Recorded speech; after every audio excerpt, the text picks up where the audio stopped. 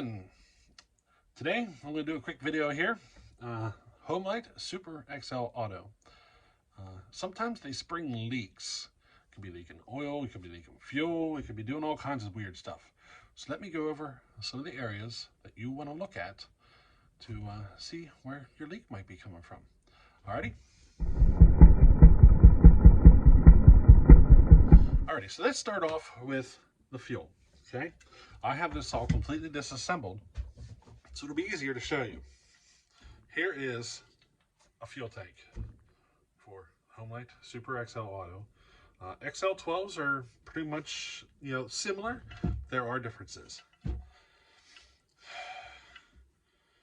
So the most common place you're going to have a fuel leak is right here at the fuel cap. If you look at this little brass looking thing, right inside there is a little valve. It's made of rubber. Let me show you what they look like, just to give you an idea how tiny these are. See it? That is a tiny little sucker. See the other side? Got a little tiny flap on it. It's called a duckbill valve, okay? Now this duckbill valve sits behind there with the little pointy part facing towards the fuel cap, okay? What will happen is this thing will kind of dissolve over time and turn into liquid. And once that happens, you'll start spewing fuel right out there.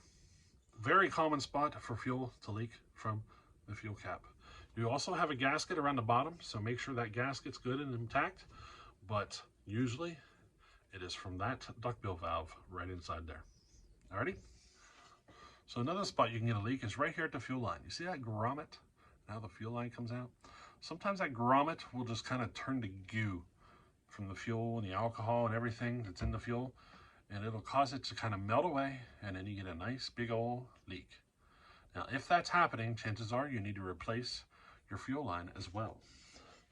So don't skip out. Get a fuel filter, get a fuel line, new grommet, everything. You can replace these with a molded one so that you don't have a grommet and fuel line. They do make them. So it's up to you which method you would like to go. Personally, I do not like the molded ones. The quality of the material is not as good as if you went and bought yourself some, what they call Tygon fuel line. So your finished result will be better with Tygon. And using a grommet. But you can use the molded fuel lines. They just need changed out more often. I found that they start to crack fairly early, within a year or two, and it doesn't take long, Once they start to crack, they can leak. Now, another area you can get a fuel leak here is at the fuel tank itself. See all the screws? This tank has a seam all the way around it.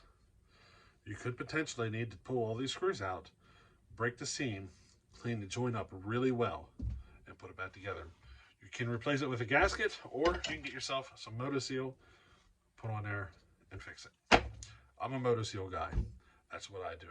So, a lot of guys will buy a new gasket and put in there, but I usually just use MotoSeal. It's entirely up to you which method you would like to use. All right. Have you ever seen the fuel tank off? Huh? Not much to it, is there? All right, so let's move into the oil system. Some spots you can look for if you're leaking. You could potentially be leaking out of here. Okay, the sponger area. It has a little O-ring in there. Sometimes that O-ring will go bad and your manual oiler won't work.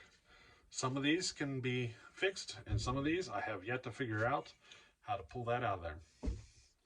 There is nothing to allow you to separate it at all. But some of them have a nut up here that you can pull it out, put a new O-ring, and put it back on. That O-ring can help with maybe a leak. It can help with maybe fixing your manual oiler. You also have all of these.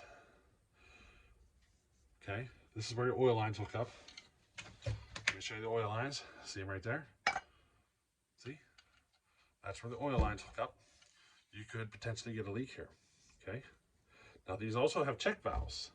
So it's not a bad idea to take some brake cleaner, spray in there, clean them up really good before you put it back together. See, right here's another one. But you can get leaks there. They can keep you from your manual oiler from working, all sorts of stuff. So remember me saying about cleaning? Very important. Here's another spot you want to keep an eye on for potential oil leaks. You have another one right up here, right below the handle. Okay, you can get an oil leak there. You can get an oil leak in your line. Sometimes your lines will rub something, it'll wear right through it, you get a leak. But I'll tell you, the most common oil leak I see on these saws is from this guy right here. Okay, in behind here, you see this cap and this one with a screw. If you unpull that screw, you get like a rubber hose that goes down to a little screen filter down inside here. But this gasket, I find sometimes they just stop working and you get a leak. Now, in order to fix this, you have to pull the fuel tank. See? Fuel tank sits there and hides it. So you have to get the fuel tank off in order to fix this oil leak.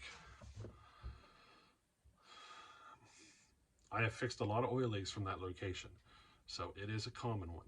If you sit your saw down and overnight it leaks oil everywhere, chances are it's from this right here. Now, don't forget to check your oil cap for potential leaks. And if you're having trouble with your oil system, just not flowing enough, pull this out, pull this guy out, pull that hose out, and look at the screen on that oil line. Sometimes that screen gets clogged up with sawdust, you know. Guys will pull the cap off and refill it and get sawdust in there every time they do it, you know. So that can collect on that screen and clog you up. If that happens, just pull it all out, flush it out really good. Use some, brake cleaner or something. Flush it out really good. Get that all that old grime out of there. Put it back together, and sometimes that will restore your oil flow. There's one other area I'm going to show you. This is the oil pump. Right here is where your clutch is going to be, and the oil pump sits behind it. Okay, she sits in there like this. Okay, if you look, there's two tiny O-rings, very common size. I can't remember off the top of my head, but sometimes you want to replace those little O-rings. It's rare that they become an issue, but whenever I have a saw tore down like this, I replace them. I do. So, but they do rarely cause much of a leak, but it is one spot to look at. Now, of course, you got other areas here that you could potentially leak from, but it is rare that you get the leak from the oil pump. And a lot of times, if you do get one, you won't even notice it because it's so hidden and it gets so much sawdust ran across it that you'll never know it. Now, you could also be leaking some fuel from your carburetor. This happens more common than a lot of people realize. Sometimes it'll come out this hole or this hole on top. If that's happening, you need to rebuild your carburetor. There are little gaskets and so forth in there, and they're bad. They need replaced. So if you are leaking fuel from in these holes of the carburetor or anywhere around there, just rebuild it. The kits are cheap. They're like $10 or less. Sometimes you can find them just a few dollars. So go ahead and fix it. Right here is where the fuel line hooks up. If you don't have a good seal with your fuel line, she'll leak. It might also leak air, which will cause your saw to run weird. So you gotta watch that area. What'll happen is over time, your fuel line will just kind of stretch and just won't hold as well, and it might suck some air in there, or it could just get cracked, and get like a pinhole in it or something, and it'll leak air. So if you have one of these Tygon fuel lines, a lot of times you can see air bubbles getting sucked through as the saw's running. Keep an eye out for that, because if you start sucking up air bubbles, you got an issue with your fuel line or fuel filter, all that. So there you go. Some common areas you might find a leak, and I hope if you're having troubles, this video helps you out. Alrighty, so hey, we'll catch you in the next one. Later.